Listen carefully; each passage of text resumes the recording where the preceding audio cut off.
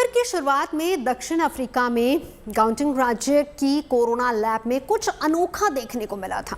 दरअसल experts virus के एक जीन का पता नहीं लगा पा रहे थे जो गायब जीन स्पाइक प्रोटीन बनाते हैं, जो इंसान की कोशिकाओं में डाले जाते हैं और फिर फैलाए जाते हैं। लेकिन ठीक उसी समय इलाके के लोगों में सरदर्द और थकान की शिकायत सामने आई। 77 सैंपल्स की जब सीक्वेंसिंग करवाई गई तब पता चला कि ये कोरोना वायरस का नया वेरिएंट है और ये इसलिए पकड़ में नहीं आ पा रहा था क्योंकि ये लगातार म्यूटेट हो रहा था। म्यूटेशन की वजह से ही ये वेरिएंट खतरनाक साबित हो सकता है। लेकिन उससे पहले एक बड़ी चुनौती ये है कि इस वेरिएंट को समझें कैसे। दुनिया भर के वैज्ञानिक रिसर्च में जुटे हैं और गुड न्यूज़ ये है कि हांगकांग की यूनिवर्सिटी के रिसर्चर्स ने इस नए वेरिएंट को डिकोड करने का दावा किया है।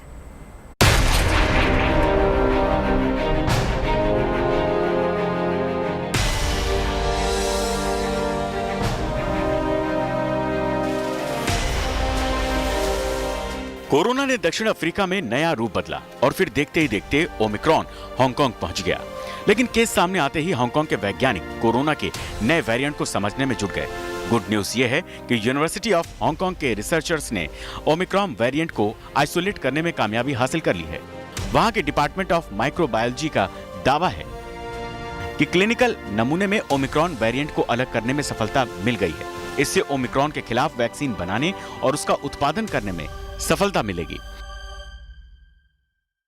ओमिक्रॉन के वायरस को डिकोड करने के बाद ही हमें पता लगा है कि 50 से ज़्यादा इसमें म्यूटेशंस हुए हैं, जिसमें 30 से ज़्यादा स्पाइक प्रोटीन पे हैं। इस स्पाइक प्रोटीन के द्वारा ही वायरस हमारे शरीर में घुस सकता है, हमारी सेल्स के अंदर वो पहुंच सकता है।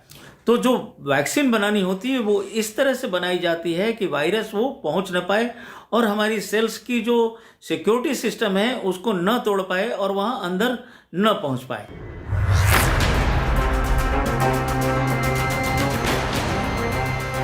हांगकांग के वैज्ञानिकों का दावा अगर सही है तो ओमिक्रॉन के खिलाफ बड़ी सफलता है, क्योंकि 25 नवंबर को ही वहां नए वेरिएंट के 2 मामले सामने आए थे और सिर्फ 4 दिनों में वेरिएंट को डिकोड करने में कामयाबी मिल गई। बताया जा रहा है कि इसके लिए ओमिक्रॉन म्यूटेट स्ट्रेन को कोविड संवेदनशील कोशिका में डाला गया। इससे कोशिका संक्रमित हो गई और बड़ी तादाद में ओमिक्रॉन वेरिएंट हासिल हुए। यूनिवर्सिटी के मुताबिक ओमिक्रॉन वेरिएंट को अभी और आइसोलेट किया जाएगा, जिससे ओमिक्रॉन के लिए वैक्सीन की राह आसान हो जाएगी। अब अगर कोई नया वेरिएंट मिलता है तो उसको साइंटिस्ट लैब में आइसोलेट करते हैं। ये बहुत कॉम्प्लिकेटेड प्रोसेस नहीं है आज हिंदुस्तान के लिए, क्योंकि हांगकांग में ये केसेस पाए गए थे, 2 केसेस पाए गए थे 25-26 तारीख को। 4-5 दिनों उन्होंने आइसोलेट कर दिया। अगर हिंदुस्तान में भी कोई केस होता तो यहाँ पे हमारे पास ये सामर्थ्य है कि हम बहुत आसानी से इसको आइसोलेट कर सकते हैं। एक बार आइसोलेट करने के बाद इसको वीरो E6 सेल में डाला जाता है।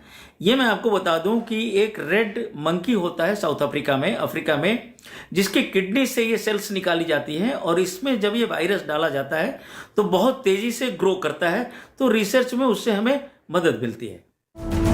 हांगकांग के वैज्ञानिकों ने अगर ओमिक्रॉन को समझने की दिशा में पहला कदम बढ़ा दिया है तो वहीं दुनिया की जानी मानी दवा कंपनियां नए वेरिएंट के खिलाफ वैक्सीन बनाने में जुट गई हैं।